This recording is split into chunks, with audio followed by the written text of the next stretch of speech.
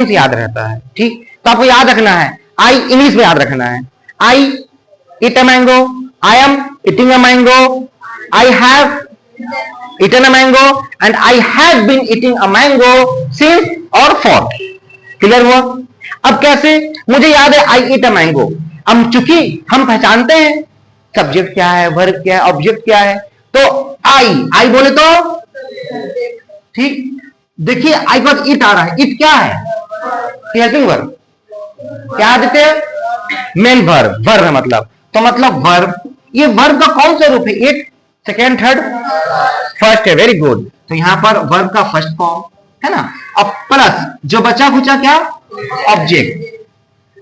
तो ये हमारा बन गया प्रेजेंट सिंपल टेंस का फॉर्मूला। अब मुझे या आप लोगों को वो भी तो याद रहेगा ना, क्रम कौन सा क्रम होता है जो टेंसेस का है? प्रेजेंट, पास्ट, फ्यूचर, प्रेजेंट के चार, प्रेजेंट सिंपल टेंस, या फिर इसको क्या बोल सकते हैं? प्रेजेंट इंडेफिनिट, प्रेजेंट कंटिन्यूअस, या प्रेजेंट इम्परफेक्ट। दोनों नाम है ना, दोनों को कोई भी नाम आ सकता है। फिर present perfect, then present perfect continuous. ये तो आप लोग सीरीज याद है। तो बस ये हो गया हमारा प्रेजेंट सिंपल टेंस। यहां पर आपको पता है कि ये वर्ब के पास आप ब्रैकेट में एस या यस लगा देंगे। ये भी याद आ रहा है ना, एस या यस क्या था फंडा?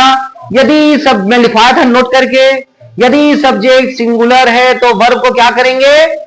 वर्ब को प्लूरल बना देंगे। तो किसी चीज को प्लूरल कैसे बनाते हैं? Very good. यदि सब्जेक्ट प्लूरल हो तो वर्ब में कोई चेंजेस नहीं करेंगे, मतलब सिंगुलर रहने देंगे। क्लियर हो रहा है?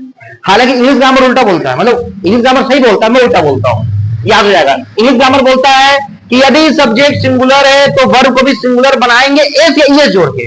तो बच्चे कंफ्यूज होते हैं। हम तो बचपन से पढ़े भैया कि किसी सिंगुलर को अगर प्लूरल बनाना है तो एस या ईएस जोड़ते हैं, इसलिए मैं थोड़ा सा उल्टा कर दिया क्योंकि समझ में आ जाता है। यदि सब्जेक्ट सिंगुलर है तो वर्ब को क्या करेंगे?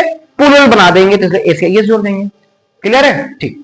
अब आ जाइए, आई am eating a mango, I am eating a mango. Again I subject plus, अब देखते हैं कि आई की बात तुरंत ईटिंग तो नहीं है, ईटिंग में पहले एक बंदा दिख रहा है एम नाम का। अब आप पहचानते हो, यू नो दैट कि am is a helping verb. Very good. तो देन यहां डाल दीजिए एम।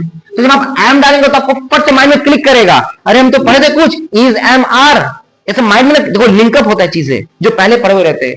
तो आप यहां क्या लिख दोगे?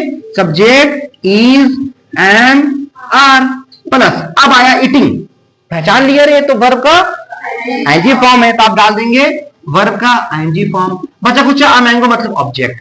तो ये हमारा बन गया प्रेजेंट कंटिन्यूअस टेंस का फॉर्मूला। कितना इजी है?